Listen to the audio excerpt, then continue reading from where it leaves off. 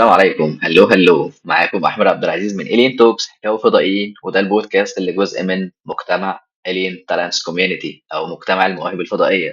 الكوميونتي اللي بنحاول فيه مع بعض ان احنا نحقق الكارير جروث ويلث اند ويل بينج، او بمعنى اخر التطور المهني، الثراء والرفاهيه النفسيه.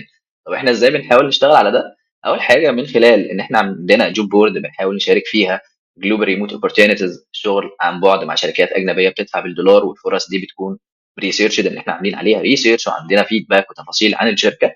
والحاجه الثانيه هي البودكاست بتاعنا، اللي بنستضيف فيه ناس شاطره وناس جميله قدروا يحققوا حاجه من الحاجات دي، وبيحكوا لنا قصتهم وتجربتهم، ازاي اتعلموا، ازاي وصلوا اللي هم فيه دلوقتي، وكمان يشاركونا التحديات بتاعتهم عشان نقدر نشوف الناس بتمر بايه زي ما احنا ما بنمر كمان، وازاي بيقدروا ان هم يهندلوا التحديات دي. والحاجه الثالثه هي الكوميونتي اللي بنعمل فيه ميت ابس من الوقت للتاني، بنتكلم فيه مع بعض بشكل مباشر، نحكي تحدياتنا، نشارك اسئلتنا، وحتى our perspectives or assumptions عن حياتنا وتحدياتنا والكارير بتاعنا. النهارده معانا رغده عمرو، ورغده هي حد دلوقتي بيشتغل اتش ار في واحده من الشركات الكبيره من شركات السوفت وير الموجوده في مصر. رغده هي درست حاجه وابتدت كاريرها بحاجه تانية خالص، وهي كول سنتر، ومن الكول سنتر وصلت ان هي دلوقتي تالنت اكوزيشن في واحده من السوفت وير، في واحده من اكبر السوفت وير هاوسز الموجوده في مصر. هتتكلم معانا عن تجربتها، وخلال وهي بتسرد قصتها هنمر بحاجات كتير حلوه قوي في النص.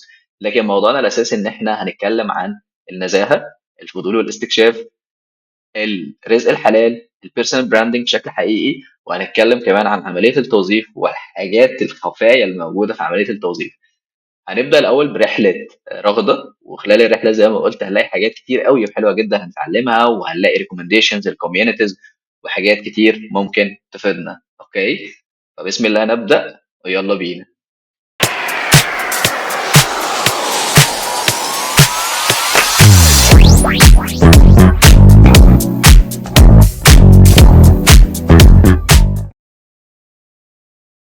كده كده بما ان الناس لسه ان شاء الله يعني الحلقه تنزل هتساعدنا، فخلينا نبدا، وقولي للناس بريف مثلا عنك از رغده، يعني از هيومن بينج ولا تالنت اكوزيشن ده. طيب ماشي، أبدأ يعني قصدك دلوقتي صح؟ ماشي أوكي. طيب أنا اسمي رغدة عمرو. اوكي. بحب أعرف عن نفسي إن أنا شخص يعني عنده استمرارية في السعي والاستكشاف. دي أهم حاجة عندي. آم، بحب الهايكنج جدا. بحب أطلع جبال قوي especially في جنوب سيناء. آم، بس يعني جربت حاجات كتير قوي مختلفة activities ورياضات، بس الهايكنج الحاجة الوحيدة اللي مكملة معايا وبحبها جدا. حلو آه، قوي. بس في الشغل أنا أصلا خريجة، يعني لو هنبدأ يعني الشغل بدأ إزاي في دول الناس بنرجع يعني للجامعة. أنا خريجة اوكي. بايوتكنولوجي. بايوتكنولوجي هو يعني مجال بندرس فيه علم الجينات والأمراض الوراثية وما إلى ذلك. حبيت قوي المجال وأنا بدرسه، بس يعني ما كنتش متطلعة ان انا اشتغل فيه بشكل تقني يعني. فكنت دايما اه. حابة اكون on the business side of things يعني. بس اوكي. جربت كده كام شغلانة في الأول بعد ما اتخرجت، لحد لما دخلت فودافون يو كي. طبعا كول سنتر ايجنت عادي. بس اوكي. وقعدت هناك مثلا بتاع 6 8 شهور. آم، واي ثينك يعني كانت ارقامي مش حلوه بسبب ان انا كانوا الكاستمرز بيصعبوا عليا، وكنت بحس بتأنيب ضمير قوي ان انا ازاي ما حللهمش مشكلتهم. مش واقعد قد بقى جدا.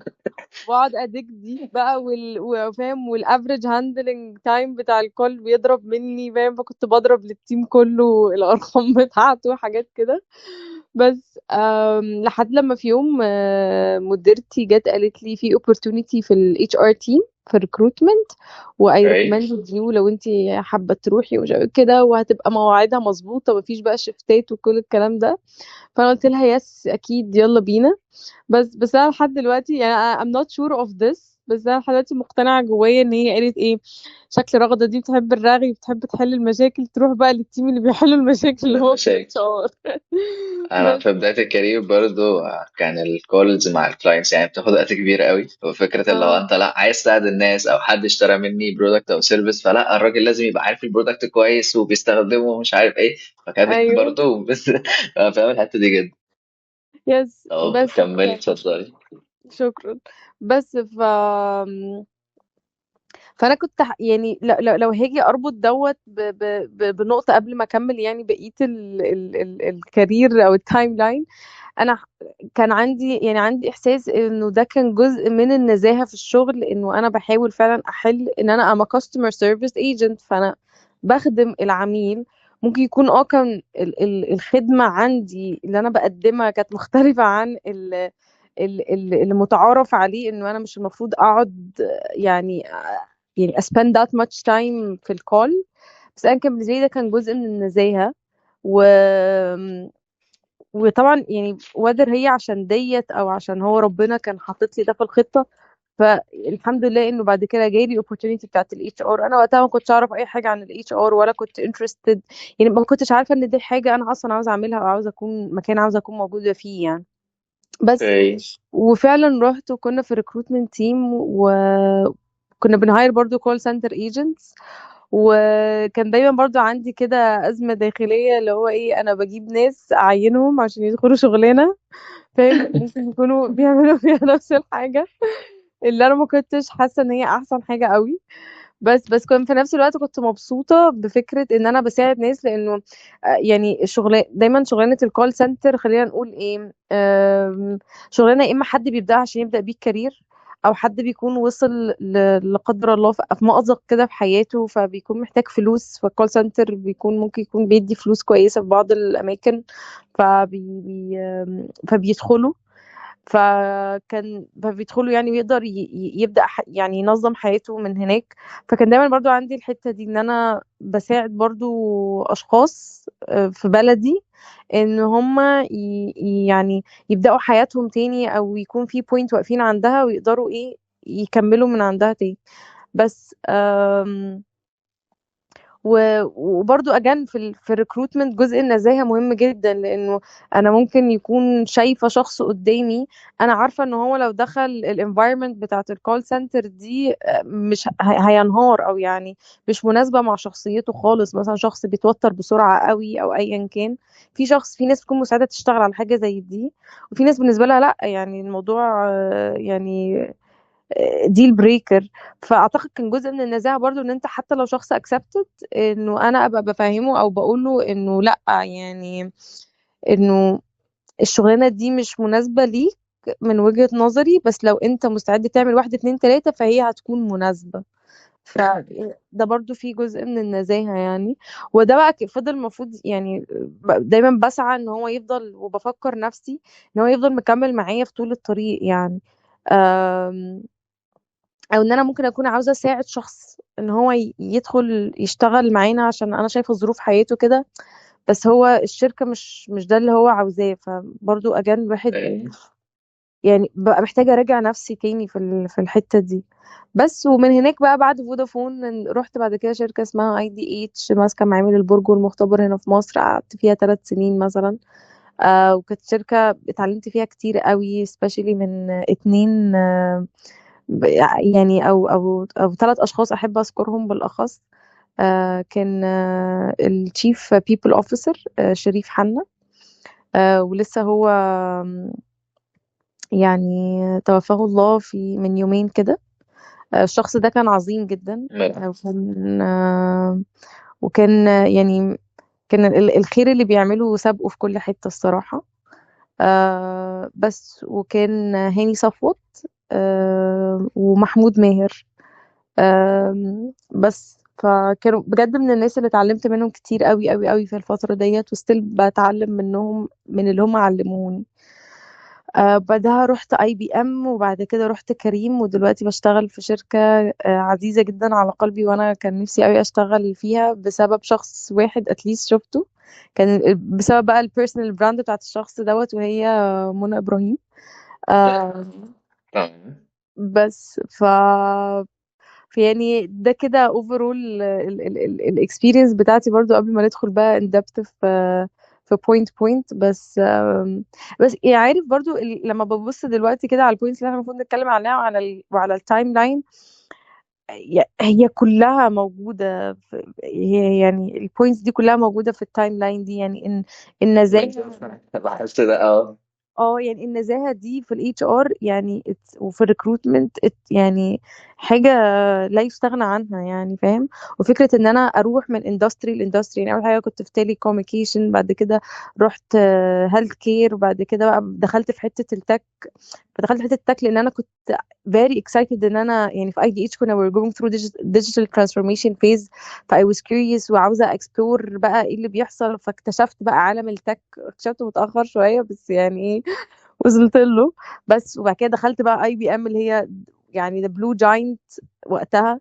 أم، ويعني كل ده كان exploration. بعد كده اكتشفت انه ايه ده، لا ده التك في اي بي ام this is a consulting part. ايه ده، طب انا عاوزه اجرب product based company، فرحت كريم. بعد كده رجعت السوفت وير هاوس، بس يعني بقى حاجه لوكال وحاجه مصري. they're trying to go regional، بس لا انا شايفه انه ان انا استكشف واكون في environment زي روبوستا هتبقى مناسبه معايا اكتر، وهتسيرف البيربس بتاعي، والفاليوز بتاعتنا تبقى more aligned. ف فيعني I think تقول كل النقاط بتصب في التايم لاين دوت يعني. ده بس حقيقي يعني. هو غالبا الحاجات اللي هو يعني انا مثلا لما جيت اتكلم معاكي فاحنا تلاقينا ان هو ايه روضه تحب تتكلمي عن ايه، فقلت فعلا كام بوينت كيوريوسيتي والنزاهه ومش عارف ايه والرزق الحلال وكل الحاجات دي. فاول ما ابتديت القصه اصلا انت تتكلمي فمشكلتك في الكول سنتر ومشكلتك في الاتش ار، فانت كنت دايما ذكرت كلمه نزاهه اكتر من مره. فهي ده دايما الفاليوز بتاعتنا، الحاجات اللي بتحركنا. او الحاجات اللي هي دايما، يعني انا دلوقتي مثلا كاحمد دايما تلاقيني بكرر كلمه اوثنتيك اوثنتيك اوثنتيك. فلو بصيت على حياتي فلاقي ده كان بيحرك، يا اما انا كنت بعاني من ده انا كنت بدور على ده، او ده كان بيحركني بشكل ما حتى لو انا مش واخد بالي منه، لكن في مرحله ما لما بكتشف نفسي واشوف الصوره الكامله ليا بلاقيني فعلا الحاجات اللي انا مهتم بيها دلوقتي هي دايما كانت جزء مني من قبل كده من البدايه خالص، حتى لو ما هي كانتش واضحه بالنسبه لي يعني. يس.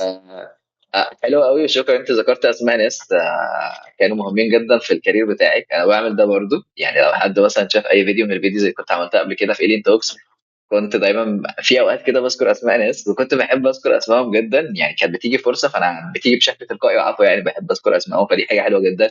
واتمنى كل الناس يعني في اي موقف في حد ساعدهم في يوم ما او كان ليه اثر في حياتهم ان هم يذكروا اسمه كنوع من التقدير يعني. يس صحيح، مهم قوي ان احنا نفتكر أم، انه اول حاجة هي طبعا بتبقى فضل من الله ان هو اصلا بيبعتنا كلنا لبعض، فاهم ده يعني حقيقي. اسباب يعني. ف ومهم الواحد فعلا يفتكر انه هو ما وصلش للحتة دي لوحده يعني، عشان برضو يكسر الواحد يكسر جزء من غروره او كبريائه اللي ممكن يوصل له مع الوقت. بالظبط. ان هو دايما يفتكر انه انا مش انا اللي وصلت هنا، هو ربنا سخر لي ناس ومواقف وحاجات في حياتي هي اللي وصلتني هنا، فانا ما وصلتش هنا لوحدي. بالظبط آه، وده دافع بقى علشان ان احنا كمان نؤمن بمبدأ المساعده فنعمل خير ونساعد الناس، يس. ودي حاجه برضه انت ذكرتيها احنا هنتكلم فيها. فشفت يعني سبحان الله الحاجات اللي احنا دايما بتبقى فاليوز بتاعتنا هي غالبا بتبقى جزء مننا من البدايه يعني. وانا يس. حاسس ان الموضوع هيبقى انترستنج جدا وشكل كده الموضوع هيطول قوي فممكن ناخده على اكتر من بره عشان عماله تيجي في بالي نوتس حاجات حلوه جدا. فانت يس. قولي لي بقى، انت اشتغلتي 8 شهور في حته الاكونت ادفايزر او حته الكول سنتر تمام، وانت قلت امم ان الدنيا كانت معاناه شويه بالنسبه لك وانا فاهم جدا ده عشان أنا مريت بده قوي. طيب امتى حسيت ان هو اي هاف تو كيك اوت بقى ان انا هخرج من الموضوع؟ لما المديره بتاعتك قالت لك تعالي يا راضه في حاجه تانية مختلفه ممكن تجربيها، ولا كنت انت بتفكري برضو او يعني اديني اكسبيرينس انا خلاص انا قررت فعلا ان انا هسيب الحاجه دي؟ يعني هي مش بتبقى سهله قوي، يعني انا شغال شغلانه حتى لو هي متعبه بس انا خلاص شغال حاجه وبقيت عارف الشغلانه دي بتمشي ازاي، خصوصا لو انا لسه متخرج من الجامعه وباخد عليها فلوس حتى لو هي متعبه. والتغيير بيبقى صعب على الانسان فاهماني، حتى لو هي الشغلانه يس. كانت صعبه وتقيله الناس ممكن تبقى متردده ومتوتره ان هي تروح تجرب حاجه تانية. فهل عشان مديرتك نصحتك فانت رحتي، ولا لا كان في حاجات جوه دماغك قالت لك اللي هو خلاص انا محتاجه ان انا اغير؟ يعني انا بشوف ناس بتشتكي كتير قوي امم خصوصا في حته الكول سنتر، يقول لك يا جماعه انا شغال شغلانه زي الزفت، انا شغال شغلانه مش عارف بتهلك الانسان. طب ما انت لو عارف ده انت غيرت ليه، ما غيرتش ليه؟ بلاقي الناس بتبقى يعني بس متمسكه بفكره ان انا في حاجه عارف اعملها ولقيت مكان ليا فيها وباخد فيها فلوس. اوكي. يس. فهل مديرتك لما نصحتك فانت خلاص قلت خلاص انا كده كده متضايقه وتعبانه في الشغلانه دي فهغير، ولا كان في اي موتيفيشنز تانية ان انت تروحي تجربي وتجربي حاجه زي الاتش ار يعني؟ يس. بص، هو انا كان في تريجر قبلها حصل، فلما هي اوكي. عرضت عليا العرض ده انا وافقت على طول يعني. ماشي. دي برضو حتة عندي كده، ان انا بقول ماشي، وبعدين نشوف بقى ايه اللي هيحصل، ونشوف الدنيا تمشي ازاي يعني. ناخد الريسك ونجرب. كانت وقتها قبلها موضوع الشفتات، احنا كده كده كالبنات كان اخر شفت ممكن نخلصه كان بيبقى الساعة 10. بس انا جالي، اوكي. عشان كنت متعمقة قوي مع الكاستمرز ومشاكلهم، وكنت اقعد احاول، فكنت احاول احل يعني المشكلة اللي عندهم. فكنت بتأخر في الشغل، وده كان سبب لي مشكلة مع اهلي. فجيت اوكي. اتكلمت معاها وقلت لها يعني انا حتى الساعة 10 دوت يعني ما كانش هيبقى مناسب وقتها. آم، بس فهي طبعا يعني مشكورة، كانت حاولت تظبط مواعيد الشيفتس معايا يعني. ولما بقى موضوع الاتش ار ده، الاوبورتونيتي دي اتفتحت. ف يعني هي كانت قالت لي انا شفت ان ده هيناسبك، سنس انه الشيفتس بتاعت الشغل وقتها هتبقي فول تايم امبلوي عادي بشيفتس فيكست، فده ممكن يكون مناسب ليكي اكتر. فانا ده كان ده مين موتيفيشن ان انا اروح، ان انا كنت وقتها هبقى عندي شغلانه ثابته في مواعيد ثابته، فمش هبقى بتاخر، فده هيكون مناسب ليا ولظروفي يعني. فيعني خلينا نقول انه ده ممكن كان يعني يمكن يكونوا كانوا اهلي اتكلموا معايا في النقطة دي، علشان سبحان الله يعني هو ربنا شاء انه التقدير بسبب الاسباب. الامور يكون كده يعني. فده كان اوكي. المين تريجر يعني، لما انت سألتني دلوقتي افتكرت. حلو قوي. آه بس. طب لما اتحركت لحته الاتش ار بقى، حته الريكروتمنت انت قضيت فيها على ما يعني تقريبا سنه واربع شهور، اوكي، او سنه وشهرين. مم. لما رحت تشتغل في حاجه زي دي وحاجه جديده عليك، قدرت ازاي انت تبداي فيها؟ هل كان عندك هيومن كاركترستكس، وهي طبعا يبدو ان هو كان موجود هيومن كاركترستكس ساعدتك، ولا ده رحت ذاكرت بقى خلاص تعالي يا رغده تشتغلي اتش ار، فانت رحت سرشت يعني ايه اتش ار وبنعمل ايه وابتديت تشتغلي؟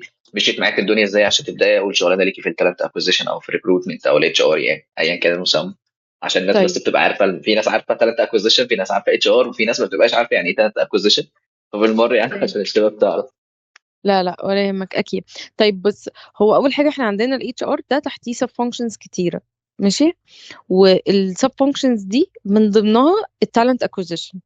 جوه التالنت اكوزيشن في ناس بتشتغل تالنت اكوزيشن، وفي ناس بتشتغل ريكروتمنت بس. اوكي.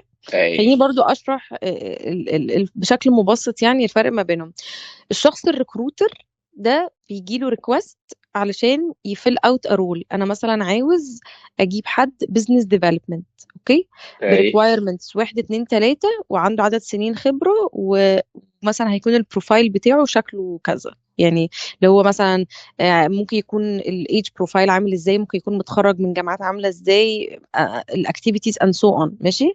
انا كريكروتر باخد الديتيلز دي، بروح اعمل بقى السورسنج بتاعي، واعمل سكريننج، واكلم الشخص واسكادول them for interviews and so on لحد لما يجي وقت الاوفر ستيج، وممكن ابعت له الاوفر. اوكي.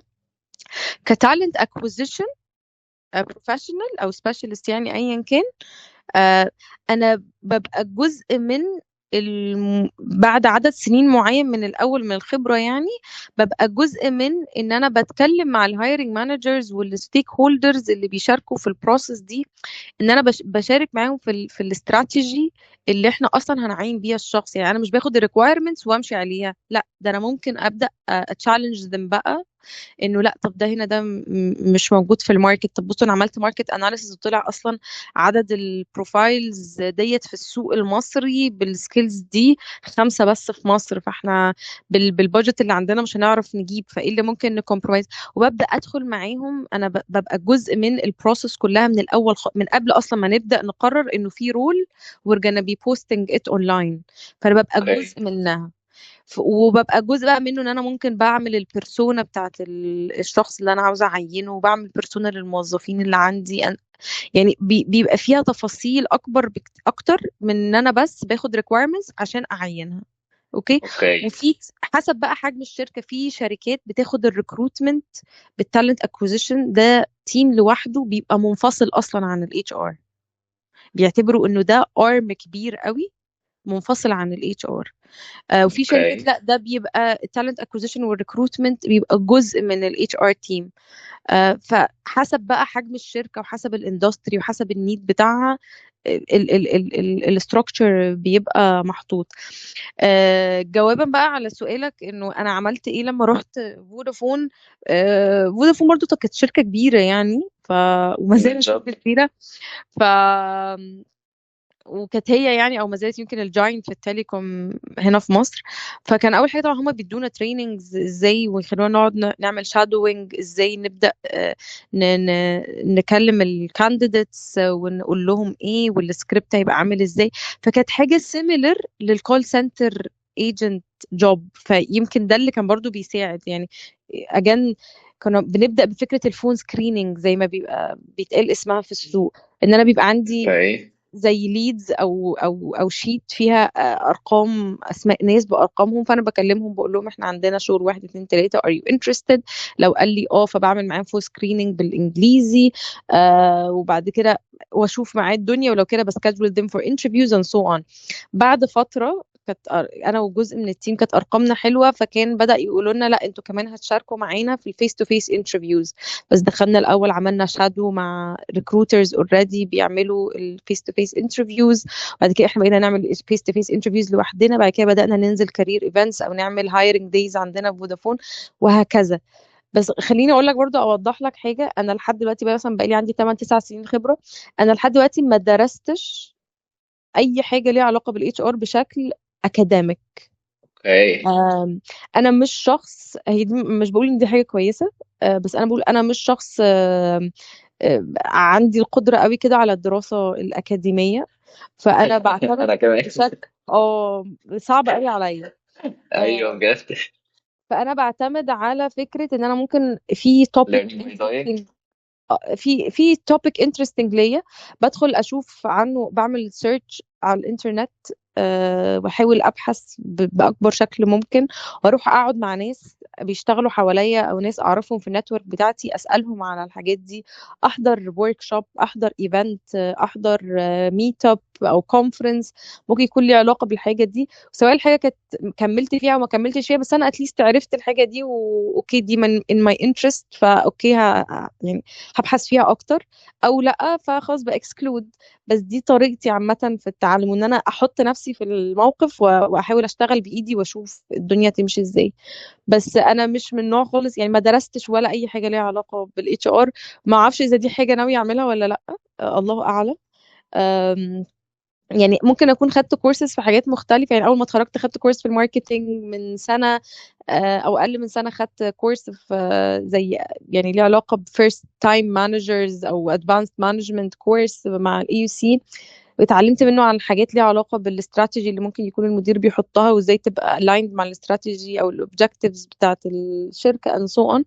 بس برضو يعني لما جربتها as an experience it was really insightful، بس لا يعني حسيت فكرة الدراسة الأكاديمية بالنسبة لي كشخصية تقيلة. ودي حاجة مهمة قوي، بحس ان يعني كلنا محتاجين ندركها، انه مش كل الناس لازم كلنا ناخد نفس الطريق عشان نوصل عشان نوصل للهدف بتاعنا. في شخصيات عند بيبقى عندها مشكلة أو تحدي، باش نقول مشكلة، تحدي مع الدراسة الأكاديمية بالسيت اب اللي هي موجودة فيه حاليا يعني. بس حلو قوي. حاسة إن حلو. جاوبت على سؤالك وجاوبت على حاجات تانية كتير بس. لا ده حلو جدا. انا ضحكت جدا اصلا، كنت يعني مسكت نفسي بالعافيه ان انا اوقفك في النص اول ما قلتي ما مش بحب الدراسه الاكاديميك وبتاع، لان دي نفس اه. النقطه عندي يعني. انا المفروض كانت جامعتي، يعني المفروض انا كنت باخد كليه، كنت في كليه تجاره وكده، اوكي، بيفور أمم. بينج دروب اوت وبتاع. لكن اللي خلاني دروب اوت خلاني حاجات كتير قوي، وشغلي في السيلز بزنس ديفلوبمنت، واللي خلاني اشتغلت كاستمر، كل الحاجات اللي عملتها في حياتي ما اخدتش فيها كورسز اصلا. يعني انا بصراحه يا يعني، ودي حاجه مشكله، انا ما باخدش كورسز من 2014. اوكي. انا كل الحاجات واو. اللي فيما بعد، يا اما يعني اكيد دي برضو عملت عندي مشكله شويه، لكن برضو انا معترف ان انا وما عنديش مشكله ان انا اقول ان انا صعب بالنسبه لي فكره الاكاديميك ستادي وكده. انا بتعلم ليرنينج باي دوينج. يعني اول شغلانه سيلز حقيقيه في شركه ليا علشان احمد يعني يبدو ان هو بيعرف يتكلم ويتعامل مع الناس. طب تعالى يا احمد اشتغل. اوكي، كان عندي سكريبت كل حاجه، بس انا حسيت الموضوع اكبر من كده وقعدت اسرش بقى مع نفسي. ودي حاجه بحبها قوي زي ما كنت بتقولي. بحب اقعد كده اسرش واشوف فيديوز هنا، مقالات هنا، اشوف ايفنتس هنا، اروح اتكلم مع ناس مثلا واخده شاطره في الحته دي وعارف ان هي مثلا بتشتغل الحته دي، واروح اتكلم معاها. بحس ان انا بثرايف وبتعلم بالطريقه دي بشكل كبير قوي، وابدا ان انا اطبق مع نفسي. اوكي، انت قلتي مثلا انت اخدتي مثلا فيرست تايم مانجمنت وكده، فيعني لو انا اتعلمت الاساسيات، بس في حاجات كده يعني سوفت سكيلز كده هتكون ادد فاليو ليا وقتها، كورس ممكن يمشي معايا شويه. لكن لو هبدا حاجه فروم سكراتش او حاجه كبيره او كارير او بتاع، بحس الموضوع صعب جدا جدا ان انا اقعد اخد كورس. يعني في كورس انا بقالي سنتين لغايه دلوقتي مش عارف اخلصه. اوكي، و- واكتشفت خلاص ان انا لو عايز اخلص الكورس انا عايزه بس للشهاده ولا حاجه. لان للاسف في ناس بتعترف بالشهاده اكتر من ان هو انت فعلا بتعرف ريفري اوبريشنز ولا لا. فلما انت معاك الشهاده بتاعت هاب سبوت فبالنسبه له هيبقى فاليديشن شويه، الا اذا عملت بورتفوليو يعني. يس اوكي. يس. آه يمكن برضو خلينا نشير ده. في حاجه في الهيومن فيتشر كابيتال بروجكت الموجود على الين تالنتس، ان انا ابتديت احط فورميلا كده ان هاو تو ليرن اني ثينج. اوكي، ازاي تتعلم اي حاجه. واعتقد ان المعادله دي تريجرد اصلا من ماي اون اكسبيرينس او معاناتي الشخصيه. مم. فحطيت فيها يعني فور ستيبس كده. الفور ستيبس دول هيخليك ان انت بتريسيرش بنفسك. اوكي، بتخليك تبراكتس كمان اللي انت هتريسيرش عليه وتذاكره، وهتخليك تطبق اللي انت بتذاكره بتريسيرش عليه، وهتخليك كمان تنتورك مع الناس. وكل ده بتعمل طرق تعلم مختلفه، بتعمل بيرسونال براندنج، بتبراكتس اللي انت بتعمله، ويمكن كمان بتعمل زكاه علم. اوكي، فانا حطيت معادله كده من الاكسبيرينس بتاعتي ازاي الناس ممكن تتعلم اي حاجه. وده بروجكت برضه هنبدا نطبقه الفتره الجايه ان شاء الله في الين تالنتس يعني. ان شاء الله. آه، قولي لنا بقى انت، ما شاء الله يعني بعد فودافون، اعتقد فودافون برضو يعني، هل اسم فودافون في السي في بتاعك كان اضافه كويسه ان انت تروحي فيما بعد شركات تانية كبيره زي اي بي ام وكريم وكده، ولا كان ايه اللي فرق معاكي؟ بص، هو طبعا اسم فودافون فرق معايا في فكرة انه افهم، او شغلي في فودافون فرق معايا ان انا افهم يعني ايه شركة ويعني ايه بزنس اوكي. انفايرمنت، ويعني شغل الكوربريتس، فاهم قصدي؟ اوكي. آم، بس ده ساعدني في ان انا لما جيت رحت اي دي اتش، فبرضو دخلت على كنت اعرف واحده من تمرين، كنت بتمرن مظلات، فكنت اعرف واحده في الاتش ار، وكنت بكلمها بحكي لها كده على سيتويشن، فقالت لي ايه ده، طب انا عندي شغلانه فيكنسي. ممكن اوكي. تفت يور بروفايل ويور بيرسوناليتي وكده. انا وقتها كنت برضو عامله بروجكت كان اسمه هيومنز اوف كايرو. هو دلوقتي يعني للاسف متوقف، بس كان جزء فيه منه ان انا بصور ناس في الشارع، وباخد قصص منهم وبكتب القصص دي وبنحطها على فيسبوك وعلى انستجرام. فهي قالت لي طب بصي، انا اوكي. عندي شغلانه في حته اسمها internal communications. طبعا برضو انا وقتها ما كنتش فاهمه او مستوعبه يعني قوي يعني ايه internal communications. كنت في فودافون بيجي لنا ايميلات كتير بالاسم دوت، بس يعني يعني اعتقد جزء الفضول او الاستكشاف بتاعي ما كانش شغال قوي في الحته دي وقتها. بس فقالت لي بصي، انا عندي الشغلانه دي وتعالي وهتعملي كده تاسك اساينمنت واحنا موجودين مع بعض ومع المانجر، ونشوف الدنيا تمشي ازاي. فقلت لها ماشي اوكي. وقتها كنت خلاص سبت فودافون يعني. اوكي. بس ورحت وعملت التاسك، والتاسك كانت يعني كانت كويسة الحمد لله، ودخلت بدأت بقى بعدها اكتشف يعني ايه internal communications.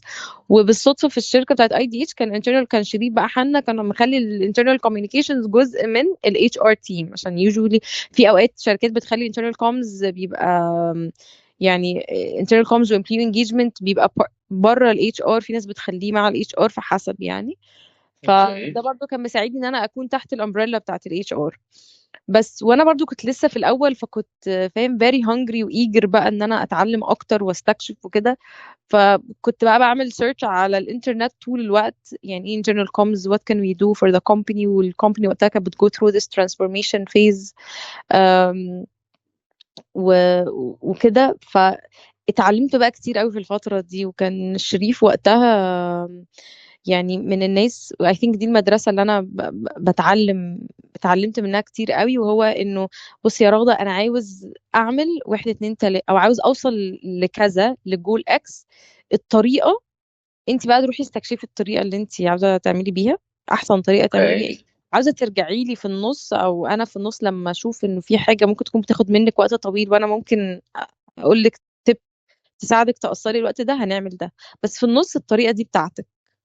حلو واكتشفت قوي. بقى مع الوقت انه ده عكس ما هو يسمى بالمايكرو مانجمنت، فانه انا دي الطريقة اللي بتديني المساحة بتاعتي عشان احس ان انا منطلقة في الشغل، بعرف اعمل الحاجة بطريقتي، او ان انا بشغل دماغي يعني. بالظبط، شغال دماغنا، اعتمد على نفسي، اجرب واغلط يس.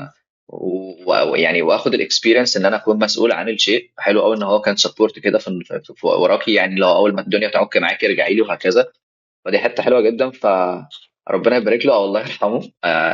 يعني اتمنى ان انا اكون اشتغلت مع ناس زي كده، لان انا الباث عندي كان صعب قوي. كان نادرا جدا ان كان في ناس as a human being، مم. فهم ناس كويسين اوكي عندهم ادميه شويه، او ان هم يكونوا سبورتيف طبعا وبيساعدوني. والناس دي غالبا بذكر اسمائهم برضو في اوقات كتير قوي، سواء بابليك او مش بابليك يعني.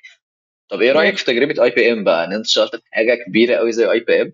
هل الموضوع فانسي زي ما اي حد يحسه؟ الفريش جرادز هم لما بيتخرجوا يبقوا نفسهم يشتغلوا في شركات كبيره قوي، جوجل ومايكروسوفت وبتاع ومش عارف ايه؟ ولا ده الاكسبيرينس كانت عامله ازاي؟ قول لنا ايه الحاجات الايجابيه والحاجات السلبيه ان انت از فريش جراد يعني ممكن لو عايز تروح شركات كبيره قوي زي اي بي ام، وايه اللي هتبقى محتاجه برضه يعني عشان تقدر تجين حاجه زي دي؟ بص خليني اقول لك حاجة. انا من وجهة نظري، آم، في الاول كشخص فريش جراد، في ناس بتبقى متخرجة عارفة هي عاوزة ايه ومحدداه واشتغلت عليه. في ناس بتبقى لا، لسه بتكسبلور. اي بي ام من الشركات الجاينت جلوبالي، اوكي. فمهم قوي لو حد هيجي يعني يدخل organization بالحجم ده، يبقى فاهم ان هو هيبقى ليه دور very specific هيتعمل في الشركة. فده مناسب للناس اللي ما بتحبش جو العشوائية، او ما بتحبش جو الفوضى، ما بتحبش ان هي تلبس كذا طاقية في الشغل. لا، انا عندي طاقية محددة، بعمل شغلانة انا عارف انا بعمل فيها ايه بالظبط and so on. باكسبلور، وممكن اكون بشتغل على projects مختلفة وكده، بس still يعني عكس خالص الستارت ابس او الشركات اللي ممكن تكون لسه صغيره او متوسطه الحجم، ان انا ممكن تكون الدنيا مش منظمه وستراكتشرد وسيستمايزد زي البيج جاينتس او البيج اورجانيزيشنز يعني. فلو شخص اوكي. بيحب الحاجه زي ما نقول ايه المتروقه، فيقدر يدخل الشركات اللي بحجم كبير، سواء اي بي ام او غيرها يعني. لانه برضو في اوكي. شركات عادي مش بحجم اي بي ام، بس ستيل عندها ستراكشر واضح وصريح وكده. فيعني انا كانت، يعني لو هلخص التجربه او شكل اي بي ام عامل ازاي، انه انت بتشتغل جزء من فعلا اللي هو ايه، انا ببقى ترس او جزء من الترس في اورجانيزيشن كبيره، وانا الحاجات اللي بعملها بتساعد في الاخر بتصب ان كل المكنه دي تشتغل. في ناس ده بيبقى اوكي. بالنسبة لها very satisfying، في ناس بتقول لك لا انا ما احبش كده، انا عاوز اشاين وابان اكتر، وعاوز اكبر بسرعة، وعاوز مش فارق معايا قوي الاستقرار او الاستابيليتي في الكارير بتاعي، انا عاوزة اتنطط واروح واجي واجرب واتعلم. فده لا، بالنسبة له مش مناسب ان هو يدخل في الاول big organizations. حلو جدا.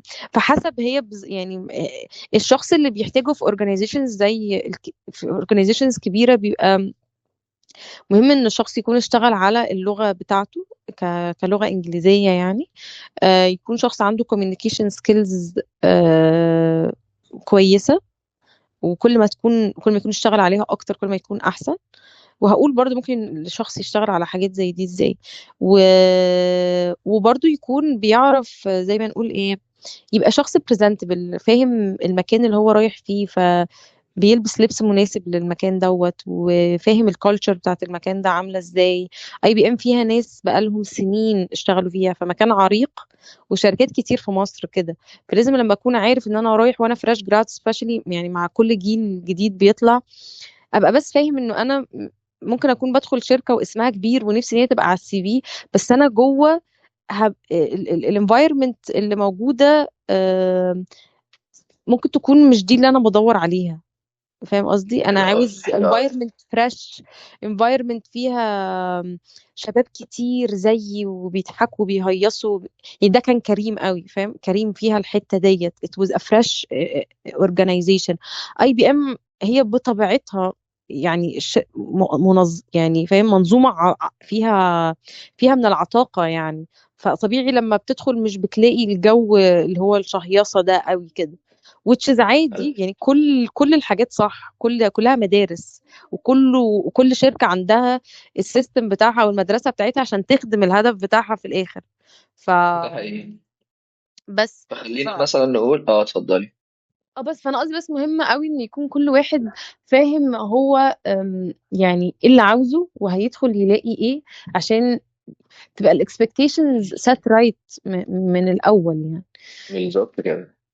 بس فنقدر نقول ان بس ان يعني انا بحس ان هو الشباب اللي لسه صغيرين لسه متخرجين، فبالنسبه له ايه ده، انا عايز اروح اشتغل في شركه مالتي ناشونال. بالنسبه له لما اروح اشتغل في شركه كبيره قوي، فانا كده هعمل كارير ما حصلش، وهعمل فلوس ما حصلتش، وعلاقات ما لهاش اول من اخر وبتاع. هو الموضوع مش كده. انت في الاول وفي الاخر حاول تعرف نفسك، تفهم شخصيتك برضو. هل انت عايز تجرب في ايه؟ هل انت ميال لكارير معين ولا لا؟ ولا حتى على الاقل فاهم انا عايز اجرب في واحد اتنين تلاته اربعه. بص على الشركات الكبيره واسال الناس اللي اشتغلت فيها، دو يور ريسيرش بقى، واسال حتى الناس اللي جوه او الناس اللي اشتغلت وسابتها او الناس اللي ستيل شغالين فيها، الدنيا عامله ازاي. افهم اكتر عن طبيعه الانفايرمنت والكالتشر وحتى البنفيتس اللي انت هتاخدها.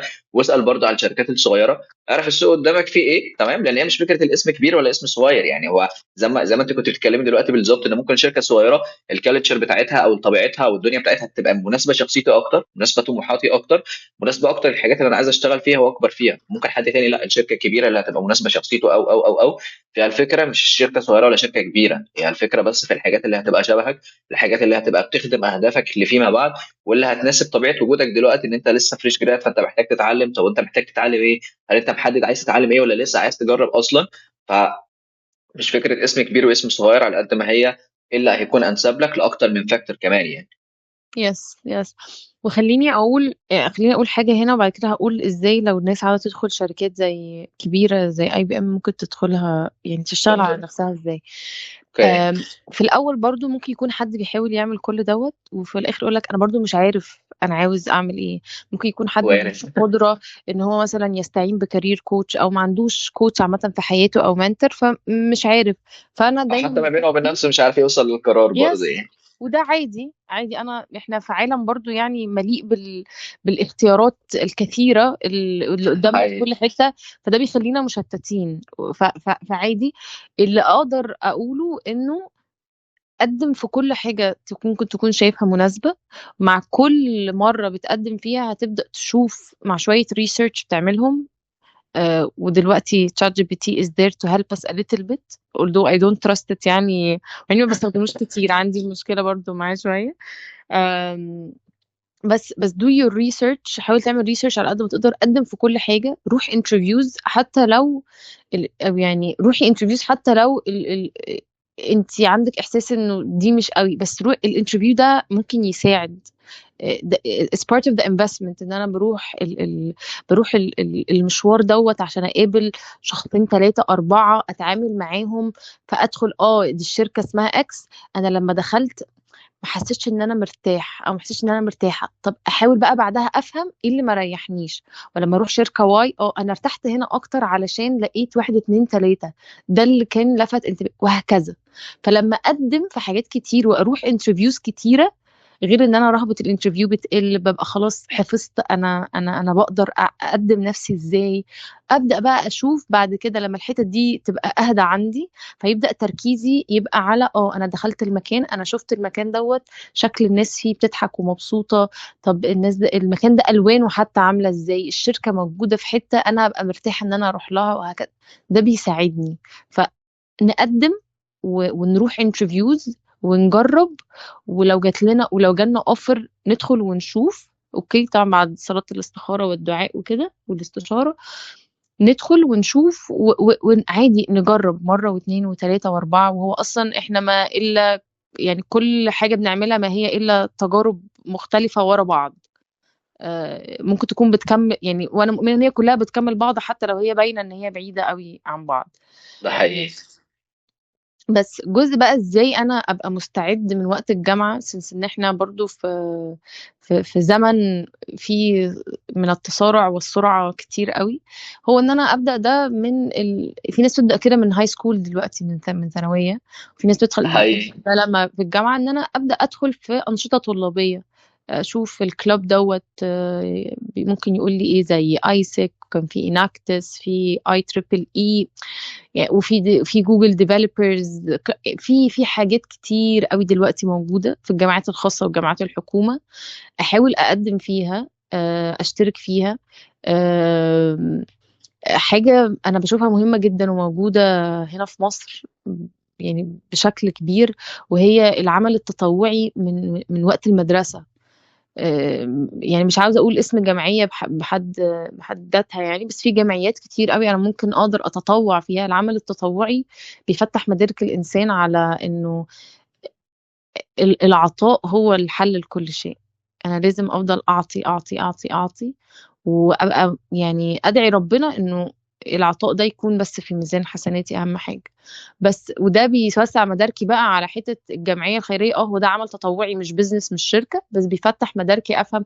اه، ده في حاجة اسمها سبلاي تشين ولوجيستكس، اه في حاجة اسمها اتش ار، اه في حاجة اسمها كوميرشال، اه في ايه ده في فرق بين السيلز والبيزنس ديفلوبمنت، في ماركتينج، في ديجيتال وهكذا. بيبدأ برضو يوسع، افهم كاورجنايزيشن او كانتيتي ايه ممكن تكون الفانكشنز اللي موجوده فيها، وازاي بيكولابوريتوا مع بعض and so on.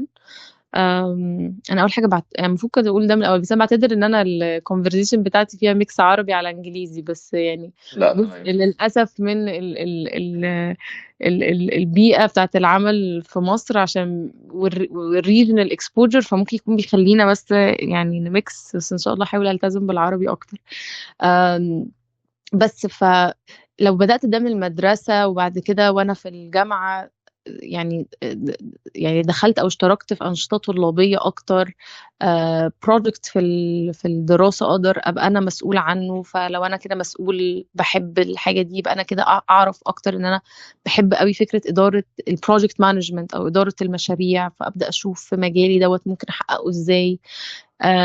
لو عندي فكرة بيزنس، فأنا ممكن أحاول أعمل لها دراسة جدوى وأعمل لها سيرش وأبدأ فيها، ولو ما نجحتش بالشكل اللي أنا متخيله، فعادي جدا أجرب مرة تانية وتالتة. هي كلها فكرة إن أنا بس بقعد أجرب وحد لما أوصل لحاجة أنا حابب أعملها وحابب أكمل فيها. وعادي ممكن بعد فترة 5 6 7 سنين أحس إنه لأ، أنا كده خدت كفايتي من الجزء دوت أو من المجال دوت، وعاوزة أجرب حاجة تانية.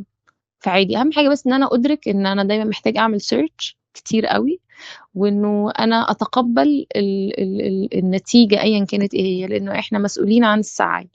فأنا بسعى بدعي ربنا إن يكون سعي ده حلال وفيه بركة، وإنه يكون بيسيب أثر طيب في حياة الناس اللي أنا بقابلهم، أو المفروض المجال اللي أنا شغالة فيه ده بيأثر عليهم.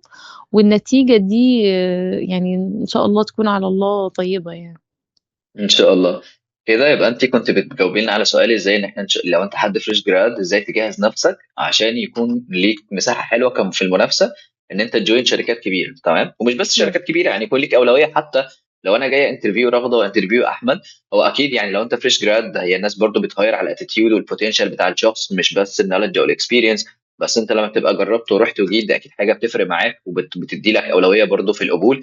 وفي نفس الوقت بجانب الحاجات اللي انت قلتيها اللي هتعود عليا، وان انا في حته مهمه قوي ان انت هتخرج من القوقعه بتاعتك، ان انت هتخرج من قوقعه اللي هو عارفه اللي هو ان احنا كنا اطفال ومره واحده بنبقى كبار مره واحده ومطلوب مننا نشتغل وبتاع. بحس ان في جاب كبيره قوي والناس بتبقى تايهه ومتسوحه كده وحاسه ان هو احنا ايه اللي جابنا هنا مره واحده. فلا، تخرج من القوقعه بتاعتك لما انت بتبدا تجرب وتتطوع او تجرب ان انت تعمل اكتيفيتيز وحاجات كتير قوي.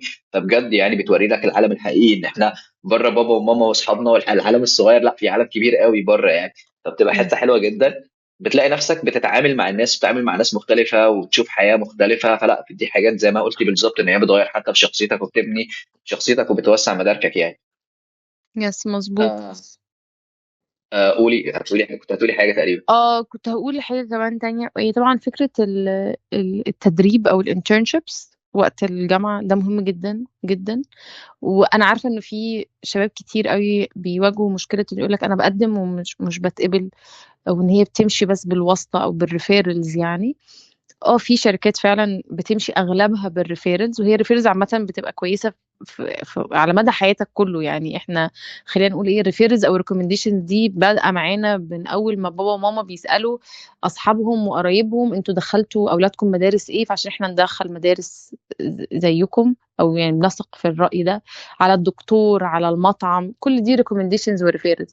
فهي ماشية برضو في الشغل. آه، ممكن تكون في شركات بتطبقها بشكل كويس، وفي برضو انتجريتي، في شركات بيبقى عندها الموضوع مختلف، وده عادي. بس اهم حاجة ما يأس، فبس نفضل نقدم ونحاول نشوف مين من النتورك بتاعتنا يقدر يدينا ريفيرلز في شركات هم شغالين فيها. نوصل بس للانترفيو، وبعد كده بقية الانترفيو بقى ده عليا، ده مش على الريفيرال. وهو عامة ده ده في كل حقيقي. الشركات يعني. شركات قليلة قوي اللي لسه ماشية بأسلوب ان انا فكرة اللي هي الواسطة اللي هو ان انا هدخل وهتقبل عشان بس حد وصى عليا. دي هي بتمشي الناس في بقى مجالات. فاهمة.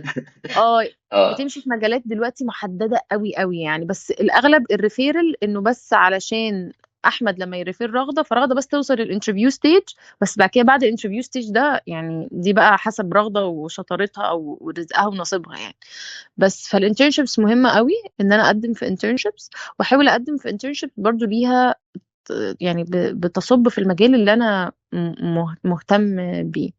بس وطبعا هو الدعاء، يعني الدعاء فوق كل شيء، ان انا ادعي ربنا انه ربنا يكتب لي، انه ربنا يوفقني في التجربة دي، ربنا يوفقني في الخطوة دي، ربنا يوريني يساعدني اشوف الطريق المناسب ليا، ويرزقني الحكمة في ان انا اتخذ القرار الصحيح او السليم في الوقت دوت، وهكذا يعني.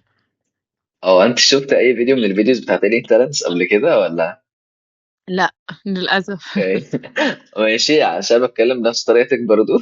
يعني لما جيت اتكلم مع ناس مثلا عن حاجات كتير قوي، دايما كنت اقول لهم مثلا الدعاء والصدقه. يعني انت قاعد بتتكلم في حته مذاكره وحته كارير، مره واحده بقول لهم في، يعني في ناس استغربتني شويه، بس لا يا جماعه والله العظيم ده بجد وده حقيقي. يعني انا كاحمد شخصيا في نهايه 2022 انا كنت خلاص، يعني انا في سابع ارض، في اقل من مم. شهر والله العظيم مع الدعاء انا طلعت لسابع سما. اوكي. بس وكنت بعمل سبحان ايه؟ كنت قاعد قاعد في حالي، لا بشغال ولا اي حاجه، قاعد في حالي بذاكر وبدعي ربنا وبس. في شهر والله العظيم ربنا غير الاحوال يعني بدرجه ما حدش يتخيلها يعني. وستيل بيحصل معايا لغايه الله. دلوقتي والله. يعني انا اخر كام سنه في حياتي دول يعني كانت بالنسبه لي معجزات الحاجات اللي عندي دي انها تتظبط او تتحل. وسبحان الله والله العظيم في غمضه عين، هي جت بعد سنين كتير قوي، بس في غمضه عين كده انا كنت شايل هم الحاجات دي، لقيت الموضوع كان سلس جدا واتحل واتظبط وبقى جميل يعني. آه. حلو جدا. دلوقتي كده كنت بتكلمينا بقى، كنا بنتكلم معاكي عن الاكسبيرينس بتاعتك او الهيستوري بتاعتك سو فار، والشركات اللي انت اشتغلت فيها لغايه شركه كريم، بعدها انت اخدت يعني انا دايما كنت بحاول ما بين كل شغل وشغل ان انا اخد بريك اسبوعين، شهر ونص، وهكذا يعني. بس يعني في كريم حصل لي يعني مشكلة صحية معينة، فاضطريت وقتها ان انا اخد قرار انه لا، انا محتاجة ان انا افصل من فكرة الشغل، محتاجة اركز على صحتي. وبرضه وقتها ما كنتش هادية يعني، ستيل كنت قاعدة وحاسة انه لأ، وايه ده، وانا لازم اقدم على شغل، ولازم يجي لي اوفر عشان بعد ما البريك ده يخلص. ما كنتش حتى محددة البريك ده قوي قد ايه. يعني في ناس بتبقى داخلة البريك عارفة ان هي داخلة بريك شهرين، ثلاثة، أربعة. لا، انا كنت بادئة البريك وما كنتش عارفة ان هو هينتهي امتى، ما كنتش عارفة انا امتى هحس ان انا احسن في ان انا سواء جسديا وعقليا ونفسيا ان انا قادرة اشتغل تاني امتى. فكنت برضه عمالة اقدم على شغل واخد كورس هنا واعمل ايه يعني.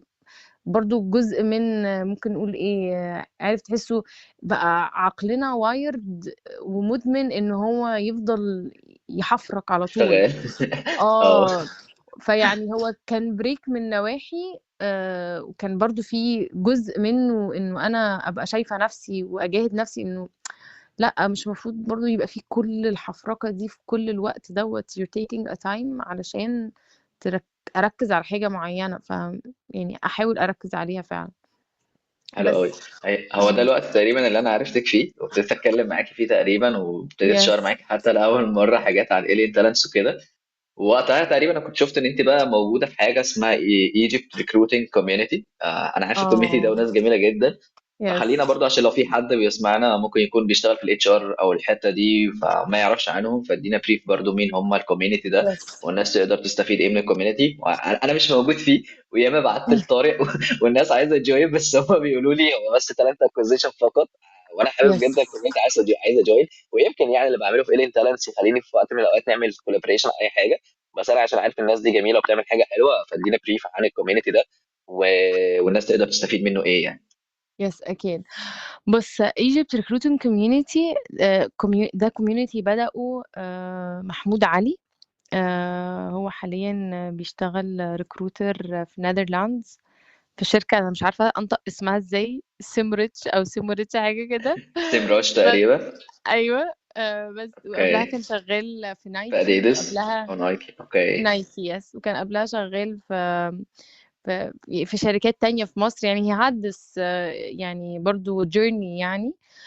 ويمكن فكرة الكوميونيتيز كانت متواجدة أكتر في خارج مصر بشكل ممكن، أو خارج المنطقة العربية بشكل أكبر. فمحمود حب يعمل نفس الفكرة دي في مصر، ويعني أنا شاكرة ليه أو ممتنة ليه إن هو فعلا عمل حاجة زي دي جميلة جدا. كانت مبدئيا بادئة بكل الريكروترز والتالنت اكوزيشن بروفيشنالز اللي موجودين في مصر. وبعد كده بدأت تضم بعض من الناس اللي بيشتغلوا في ال HR overall، بس still المين فوكس على recruitment و talent acquisition. بس ويعني محمود وطارق وفي برضو يعني جزء من الكوميونتي ممبرز زي سهيلة. و this is how I know about the job أصلا اللي في روبوستا من مسج كانت بعتها منى. وفي أشخاص كتير قوي عرفتهم من الكوميونتي الصراحة جمال جدا. آم، ف يعني الكوميونتي ده لذيذ قوي. دايما بندي لبعض تيبس، بنشير كانديديتس. لما بنكون بندور على شغل فكلنا حد بيقول يا جماعة أنا بدور على شغل، لو حد عنده شغل مناسب ليا. بيعملوا conferences وميت ابس virtual coffee chats، طبعا بتبقى بس exclusive للممبرز. فأي حد عاوز يجوين الكوميونتي ده مجرد بيدخل على لينكد ان يكتب Egypt Recruiting Community ERC، وفي 3 دوتس اللي بيدوس عليهم فوق في الجزء بروفايل، هيلاقي سكشن او يعني بutton مكتوب عليه sign up. بيملى جوجل فورم وهم بيريفيو الابلكيشن and then they join. بس اهم حاجه they need to be recruiter talent acquisition او an HR person، يعني اوكي. اشتغلوا في المجال دوت. وانا هشير آم، برضو اللينك بتاع الكوميونتي للناس اللي عايزه تسجل. yes. سوري لو قطعتك، انت كنت بتقولي ان محمود بما انه عايش بره مصر وكده، وكان يعني شاف موضوع الكوميونيتيز. انا ما سافرتش بره مصر، اوكي. بس مم. ما بين 2021 الفتره اللي او يعني بعد بدايه 2022 او في خلال 2022 عامه، الوقت اللي ابتديت اكتشف فيه موضوع الجلوبال ريموت امبلويمنت وكده، واللي مم. عشانه عملت الين تالنتس. انا كنت وقتها برضو اكتشفت بالصدفه، كان عندي ديل وبحاول اظبطه وبتاع ومش عارف ايه، ابتديت اكتشف شركات معينه، ابتديت اكتشف كوميونيتيز معينه، والاقي في كوميونيتيز جميله جدا مثلا للناس بتاعت الجو تو ماركت، الناس بتاعت السيلز، الناس بتاعت مش عارف ايه. حاجات لقيت اللي هو حاجات حلوه قوي، الناس بتتجمع، الناس بتتكلم، الناس بتشير نولج واكسبيرينس وبيعملوا سيشنز وميت ابس مع بعض. كان في حاجه تانية جميله قوي بحبها بس للاسف ما بقتش تتعمل تاني، كان اسمها سارس داي نايت سيلز، اوكي. دي كانت سيف سبيس، احنا بنيجي مش بنتكلم يا جماعه اتعلم سيلز ازاي، لا، الناس كانت بتيجي تقول مثلا انا مديري بيعاملني وحش، انا الكارير بتاعي توكسيك، انا خايف اخد قرار معين ان انا اقبل الاوفر ده واسيب الشغل ده. وحتى عشان كده كانت الفاوندر كان اسمها ايميلي تقريبا، كانت بتمنع ان احنا ممكن نريكورد اي سيشنز او حاجه. وكنت مم. بشوف تنوع غريب من 18 ل 70 سنه بجد موجودين في الميتنج ده، كان بيتعمل كل خميس. فانا عجبني جدا الموضوع يعني. حتى لما عملت الين تالنتس لاول مره، لسه عندي الفايل موجود دلوقتي، لما كنت بعرف الين تالنتس هي ايه، فكنت بقول ان هي ميكس ما بين او حاجه شبه ريفينيو جينيز، حاجه شبه سارس داي نايت سيلز. لا، فكره الكوميونتيز ده حاجه جميله جدا، بتجمع الناس سوا Yes. وبيبقى فيه سوبر باور حلو قوي ان الناس بتشير ديفرنت برسبكتيفز وهكذا. ويمكن حتى الشركات دلوقتي، الشركات عشان بتبيع برودكت او سيرفيس ابتدوا يعتمدوا على ان هم يبيلد ا كوميونتي اوف ذير Yes. كاستمرز او بوتنشال كاستمرز، يعني الكوميونتي بيبقى ليه باور كبيره وحلوه جدا يعني. Yes. True. True. وجزء برضو يعني تكملة على كلام الكوميونيتيز، هو في جروب صراحة أنا بعتبره جميل جدا جدا جدا، و I think أنت برضو جزء فيه، هو The Why Career Chat اللي على فيسبوك، اللي اه. مؤسسه يحيى عرفة. يحيى. اوكي. اه أنا ما اعرفش هو كلم. ده ينطبق عليه، يعني مش حاسة إن هو يبقى community because we don't meet قوي كده. هو it's a place where you، مش عارفة والله يبقى community ولا لأ، بس هو it's an amazing group اسمه هو روح المكان Why والطريق Career Chat. اه. واي كاري تشات، وهسيب اللينك لو برضو ان شاء الله في الديسكربشن. انا اقول لك هو ليه كوميونتي، عشان الجروب فيه روح حلوه قوي. عجبني جدا ان الناس ممكن تدخل تسال تقول ان انا يعني يشاركوا اللخبطه اللي جوه دماغهم عن الثوتس والايموشنز بتاعتهم، عن شغلانات وعن حاجات برضو. فدي اللي مخليها مم. احساس انها كوميونتي، مش ناس بس جايه تقول يا جماعه لو انا هشتغل كذا اقبض كام، يا جماعه مش عارف. يعني في حاجات جميله قوي، الناس بتيجي تتكلم وتشارك عن مشاعرها واللخبطه اللي هم فيها. انا بحب المكان ده جدا، اكتشفته بالصدفه. وادينا بريف برضه يعني، او كملي سوري لو قطعتك مره تانية. لا لا لا، هو it's a place، يعني هو جروب الناس تدخل تقول فيه يا جماعة أنا عندي مشكلة مع زميل ليا أتصرف إزاي، عندي مشكلة مع مديري، طب أنا جاي لي عقد عمل في مصر، طب أقارن بين الأوفرز إزاي، طب أنا جاي لي عقد عمل في السعودية، طب في الإمارات، طب في أوروبا، طب في أستراليا. في ناس تعرض مشاكل شخصية ليها شوية يعني، بس برضو بتصب في مجال الشغل. طب استثمر فلوسي ازاي، طب استثمر فلوسي في ايه، طب ايه احسن يعني. طب انا عاوزة اشتري عقار، طب فاكركم اشتري عقار من خلال، يعني حاجات كتير قوي، مجالات كتير مختلفة. و... و... و... واغلب الناس او كلها يعني I think يحيى برضو يعني بجد محافظ قوي على ان الناس اللي تكون موجودة تكون ناس بترد دايما باحترام، وتكون ناس فعلا بتدي نصيحة حقيقية بناء على تجربة شخصية أو واقعية. ف... فجروب جميل قوي يعني، واعتقد هو برضو يعني ممكن يبقى زي امتداد لفكرة العطاء، انه انا بسيب اثر في حياة الناس من خلال كومنت ممكن اكتبه ليهم. بعض البوست او المشاكل او الاسئله او التحديات اللي بتبقى موجوده بتخلينا دايما نشوف، او بتساعدني انا اشوف انه احنا كلنا شبه بعض، يعني كلنا بنواجه نفس الحاجات، وكل واحد دايما شايف ان هو اللي بس عنده الحاجة دي.